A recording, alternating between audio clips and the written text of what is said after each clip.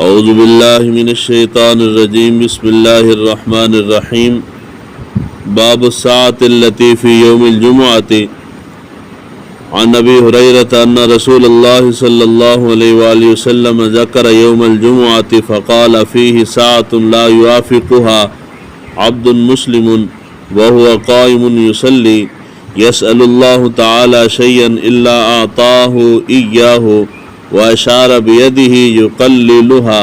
باب ہے جمعہ کے دن مبارک ساعت کے بارے میں۔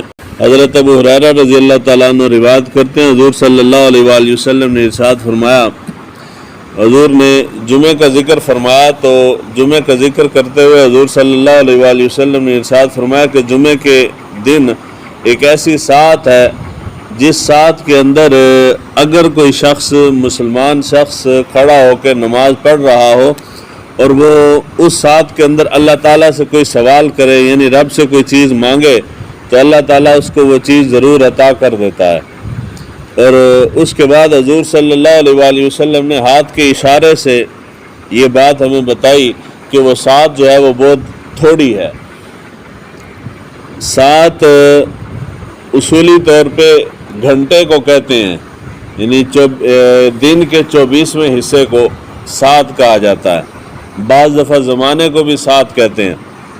یہاں پہ جو مراد ہے معنی وہ گھنٹہ مراد ہے، یعنی جمعے کے دن کوئی ایک گھنٹہ ایسا ہے اس گھنٹے کے اندر اگر کوئی بندہ اللہ تعالیٰ کے ذکر یا عبادت کے اندر مصروف ہو اور اس گھنٹے کے اندر وہ اللہ تعالیٰ سے کوئی چیز مانگ لے تو اللہ تعالیٰ اس کی دعا کو قبول کر لیتا ہے۔ اس کے بارے میں اختلاف ہے کہ جی وہ ٹائم کون سا ہے۔ جمعے کا دن تو ہو گیا وہ 24 گھنٹے ہیں، ان 24 گھنٹوں میں سے کون سا گھنٹہ ایسا ہے کہ جس میں دعا مانگنی چاہیے۔ اس کے بارے میں مختلف اقوال ہیں۔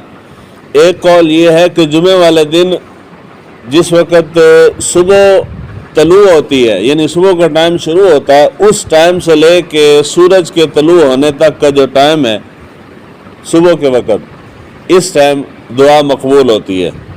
دوسرا قول یہ ہے کہ جس وقت جمعے والے دن امام اپنے حجرے سے نکلتا ہے اس وقت سے لے کے جس وقت تک جمعہ کی نماز ختم ہوتی ہے اس وقت تک کا جو ٹائم ہے یہ دعا کے لیے بہت زیادہ اہم ہے، اس وقت دعا مانگنی چاہیے، یعنی وہ مبارک ساعت یہ ہے۔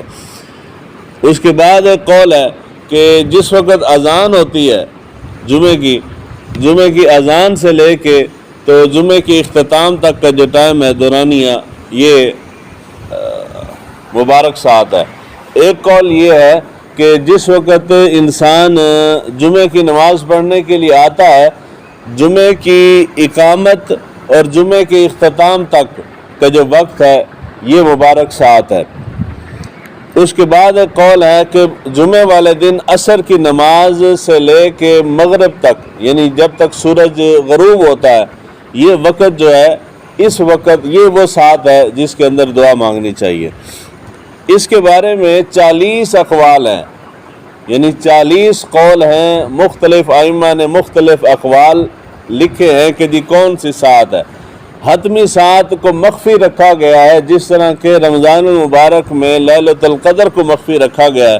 اگر بتا دی جائے کہ فلاں ساعت مبارک ہے تو لوگ عبادت نہیں کریں گے، صرف اسی وقت بیٹھ کے عبادت کر کے دعا مانگ لیں گے۔ تو مخفی رکھنے کی بنیادی وجہ یہ ہے کہ انسان اللہ تعالیٰ کی طرف متوجہ ہو اور وہ کوشش کرے اور اس وقت اور اس ساعت کو پائے۔ جہاں تک بات حدیث مبارکہ کی آتی ہے تو حدیث مبارکہ میں اس ساعت سے متعلق 2 روایتیں ہیں جو کہ عام ہیں۔ پہلی روایت مسلم شریف کی ہے، اس روایت کے اندر حضور صلی اللہ علیہ وآلہ وسلم سے حضرت ابو ہریرہ رضی اللہ تعالیٰ عنہ نے یہی سوال کیا، یا رسول اللہ صلی اللہ علیہ وآلہ وسلم وہ مبارک ساعت جو آپ نے فرمائی ہے وہ ساعت کون سی ہے؟ تو حضور صلی اللہ علیہ وآلہ وسلم نے اس ساعت کے متعلق ارشاد فرمایا کہ جس وقت امام جو ہے وہ اپنے حجرے سے نکلتا ہے اور نماز کا اختتام ہوتا ہے، یہ ساعت جو ہے یہ مبارک ساعت ہے۔ دوسری روایت ابن ماجہ کی ہے، وہ روایت بھی درست ہے۔ اس روایت کے اندر ہے کہ حضور صلی اللہ علیہ وآلہ وسلم نے یہ عصر کا جو ٹائم ہے یعنی عصر کے ٹائم شروع ہونے سے لے کے مغرب کے شروع ہونے سے پہلے تک یہ تقریباً 1 گھنٹہ بنتا ہے۔ یہ ٹائم ابن ماجہ کی جو روایت ہے اس کے اندر اس کو حضور نے بیان فرمایا۔ زیادہ تر فقہاء کے محدثین کے علماء کے جو اقوال ہیں وہ اس ٹائم کے متعلق ہے۔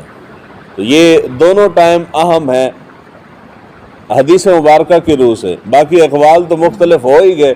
یہ 2 ٹائم جب امام حجرے سے نکل آئے اس وقت سے لے کے جمعہ کے ختم ہونے تک، اور دوسرا ٹائم ہو گیا عصر کی نماز سے لے کے مغرب کی نماز تک۔ یہ 2 ٹائم جو ہیں یہ قبولیت کی گھڑیاں ان 2 ٹائموں کے اندر ہیں۔ انسان کو چاہیے کہ اگر کوئی چیز مانگنی ہے رب سے تو ان ٹائموں کے اندر اللہ تعالیٰ کا بیٹھ کے ذکر فکر عبادت کرنی چاہیے اور اللہ تعالیٰ سے دعا مانگنی چاہیے، اس یقین کے ساتھ کہ حضور کے زبان اقدس سے نکلا ہے تو اللہ تعالیٰ دعا رد نہیں فرمائے گا۔ اللہ تعالیٰ ہمیں دین کو سیکھنے سمجھنے کی توفیق عطا فرمائے۔